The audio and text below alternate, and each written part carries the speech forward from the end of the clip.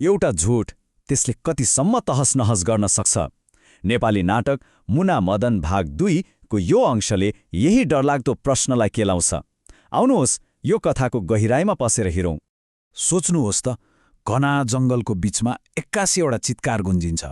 यो गङ्गा नामकी पात्रको गुहार हो, र यो सामान्य गुहार होइन हो। यहीँबाट सुरु हुन्छ त्यो भयानक घटना जसले सबै कुरा बदल्दिन्छ। र त्यो गुहारले एउटा यस्तो आँधे ल्याउँछ नि जसको केन्द्रमा छ एउटा चकित पार्ने आरोप, एउटा यस्तो आरोप जसले मित्रता र विश्वासको जग्ने हल्लाइदिन्छ। अब त्यो कोलाहल सुनेर दौडिँदै आइपुग्छिन् मुना। तर त्यहाँ पुग्दा उनले जे देख्छिन्, जे सुन्छिन्, त्यसले त उनको संसार नै उल्टाइदिन्छ। किनकि उनकी आफ्नै साथी गङ्गाले एउटा भयानक आरोप लगाउँछिन्। यहाँनिर कुनै सोचपुछ हुँदैन, कुनै शङ्का हुँदैन। मुनाले आफ्नी मिल्ने साथीको कुरामाथि आँखा चिम्लेर विश्वास गर्छिन्, अनि उनको मनभित्र रिस र धोखाको आगो दन्किन्छ। उनी मदनको सामना गर्छिन् र उनको मुखबाट निस्कने हरेक शब्द विषभन्दा कम हुँदैन। र त्यसपछि एकै क्षणमा फैसला हुन्छ। कुनै सुनवाई छैन, कुनै सफाईको मौका छैन। आरोप लाग्यो अनि सजाय तुरन्तै। मदनको निर्दोषताको पुकार सुन्ने कोही पनि हुँदैन त्यहाँ। तर के साँच्चै जे देखियो त्यही सत्य हो, कि पर्दा पछाडि अर्कै कथा चलिरहेको थियो? हो, यो जान्नको लागि अब हामी समयमा अलिकति पछाडि फर्कनुपर्छ, जहाँ यो पुरै षड्यन्त्रको बिउ रोपिएको थियो। र यो षड्यन्त्रको मास्टरमाइन्ड हो मक्करे, एक यस्तो पात्र जसको मनमा एउटै मात्र कुराले डेरा जमाएको छ: बदला, विगतको कुनै अपमानको बदला।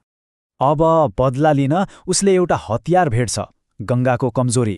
मक्करेले गङ्गाको भावनासँग खेल्छ। उसले एउटा मिठो वाचा गर्छ, प्रेमको वाचा, र त्यही वाचाको बदलामा गङ्गालाई आफ्नो घिन्नलाग्दो योजनाको एक हिस्सा बनाउँछ। उसको योजना हेर्नुहोस् त, कति चलाखीपूर्ण छ।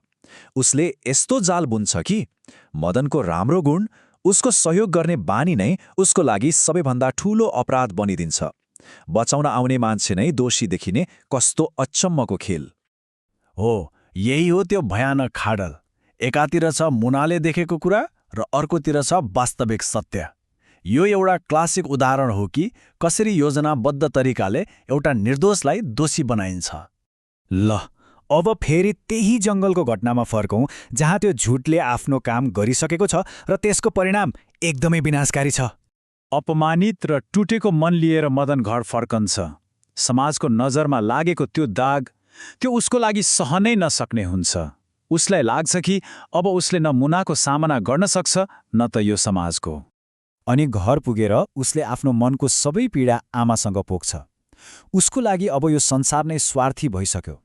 विश्वास र न्याय भन्ने कुरामा उसको भरोसा पुरै टुटिसकेको छ।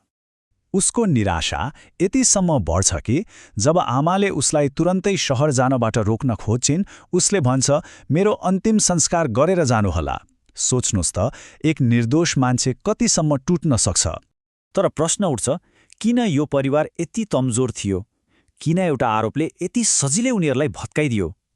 यसको जवाफ उनीहरूको विगतमा लुकेको छ, एउटा पुरानो नमेटिएको घाउमा। मदनकी आमाले बताउँछिन् कि उनीहरू सधैँ यस्ता थिएनन्। उनीहरूको भाग्य त्यति बेला बदलियो जब मदनका बुबा कामको लागि विदेशिए। यो संवादले उनीहरूको जीवनको एउटा दुःखद अध्याय खोल्छ। उनको कथा एकदमै मार्मिक छ।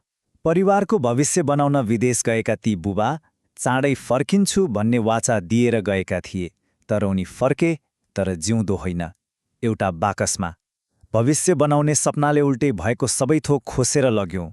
र यहीँनिर कथाको सबैभन्दा दुःखद पक्ष देखिन्छ। आज मदन पनि आफ्नो बुवाकै बाटोमा हिँड्न बाध्य भएको छ। परिस्थिति फरक होला, तर नियति उस्तै। घर छोड्नुपर्ने व्यवस्था, मानौ इतिहासले आफूलाई दुःखद तरिकाले दोहोर्याइरहेको छ। त्यसो भए यो कथाले हामीलाई के सिकाउँछ त? यसले धेरै कुराहरू देखाउँछ। धोकाले कसरी सम्बन्धहरू तोड्छ, इज्जत कसरी एकै क्षणमा माटोमा मिल्छ, अनि विगतको बोझले वर्तमानलाई कसरी थिच्छ भन्ने कुरा। र कथाको अन्त्य कुनै सुखद अन्त्य होइन। यहाँ न्यायको जित हुँदैन।